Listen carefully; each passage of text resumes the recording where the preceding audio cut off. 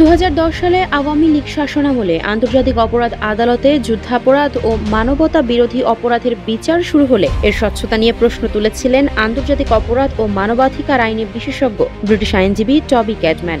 Tribunal নিয়ে বিতর্কের মুখে শেখ হাসিনার সরকার 2011 সালে তাকে বাংলাদেশে প্রবেশে নিষেধাজ্ঞা দেয়। এরপর থেকে দীর্ঘ সময় ট্রাইব্যুনালের বিভিন্ন ত্রুটি ও নিরপেক্ষতা নিয়ে সরব ছিলেন তিনি। বাংলাদেশে অন্তর্বর্তী সরকার গঠনের পর ক্যাডম্যান এখন কাজ করছেন ট্রাইব্যুনালের আইনি পুনর্গঠন প্রধান পরামর্শক হিসেবে। আওয়ামী লীগ আমলে বিচার বহির্ভূত হত্যা, নিরাপত্তা বাহিনী কর্তৃক জোরপূর্বক গুম, নিখোঁজ ও বিশেষভাবে জুলাই-আগস্ট হত্যাকাণ্ডের বিচার কার্যক্রমে পরামর্শ দিচ্ছেন। যমুনা ইলেকট্রনিক্সের সুপার এক্সচেঞ্জ অফারে 1-এর ভিতর 3 পুরনো বদলে নতুন নিন যমুনা ইলেকট্রনিক্স। ট্রাইব্যুনাল কর্তৃক গ্রেপ্তারি পরোয়ানা জারির পর স্পর্শকাতর তথ্য ফাঁস হচ্ছে জানিয়ে বিচার প্রক্রিয়ায় পুলিশের ভূমিকা নিয়ে উদ্বেগ তুলে ধরেছেন টবি ক্যাডম্যান। এছাড়া আগের শাসনামলে গঠিত বিতর্কিত ট্রাইব্যুনালের কাঠামোগত সংস্কার, বিশেষভাবে ট্রাইব্যুনালের নাম পরিবর্তন চেয়েছেন তিনি। এ প্রসঙ্গে তিনি কথা বলেছেন জাতীয় দৈনিক যুগান্তরের সঙ্গে। আলাপচারিতার মাঝে টবি ক্যাডম্যানকে প্রশ্ন করা হয় পুলিশ বিভাগ এবং অন্যান্য নিরাপত্তা বিভাগের কাছ থেকে তিনি পূর্ণ সহযোগিতা পাচ্ছেন কিনা, কারণ পুলিশের সহায়তা বিচার প্রক্রিয়ার অগ্রগতির জন্য অত্যন্ত গুরুত্বপূর্ণ। প্রসিকিউশন দল ইতোমধ্যে গ্রেপ্তার হওয়া অভিযুক্তদের আটক করতে ব্যর্থতার বিষয়ে উদ্বেগ প্রকাশ করেছে।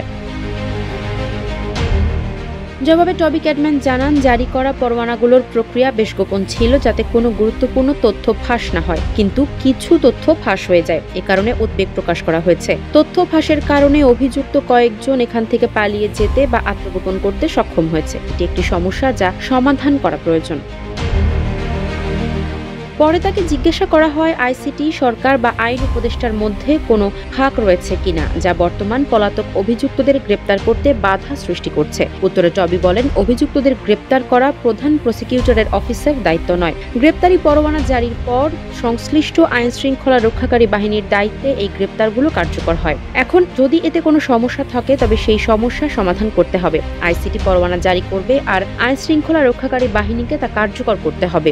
যদি কোনো তথ্য ওই পরোয়ানাগুলো কার্যকর হচ্ছে না বা যদি কোনো প্রমাণ থাকে যে কিছু শনাক্তকৃত পুলিশ কর্মকর্তা ওই তথ্য ফাঁস করছেন, তবে তাদের তদন্তের আওতায় আনা উচিত। তিনি আরো বলেন, ভবিষ্যতে তথ্য ফাঁসের ঘটনা রোধের একমাত্র উপায় হলো একটি শক্ত অবস্থান নেওয়া যে যদি প্রতিবন্ধকতা সৃষ্টি করা হয় তবে তাদের পরিণতির মুখোমুখি হতে হবে। অন্তত তাদের তদন্তের স্বার্থে বরখাস্ত করা উচিত। যদি প্রমাণ পাওয়া যায় তারা উদ্দেশ্য প্রণোদিতভাবে তথ্য ফাঁস করছেন তবে তাদের অবশ্যই বিচারের মুখোমুখি হতে হবে। এ নিয়ে সরকারের কোনো ব্যর্থতা রয়েছে কিনা এমন প্রশ্নের উত্তরে তিনি জানান, আইন শৃঙ্খলা রক্ষাকারী বাহিনী যা করছে বা যা করছে না তার জন্য সরকারকে দোষী করা যেতে পারে না। সংশ্লিষ্ট মন্ত্রণালয়ের দায়িত্ব রয়েছে এটি নিশ্চিত করা যে এমন ঘটনা যেন আর না ঘটে এবং এ ধরনের বিষয়গুলো সঠিকভাবে তদন্ত করা। আবার কিছু পুলিশ কর্মকর্তার কার্যক্রমের জন্য সরকারকে দোষারোপ করা অত্যন্ত কাণ্ডজ্ঞানহীন কাজ হবে বলেও মনে করেন তিনি। আফসারা নাজ, নিউজ ডেস্ক, ইত্তেফাক।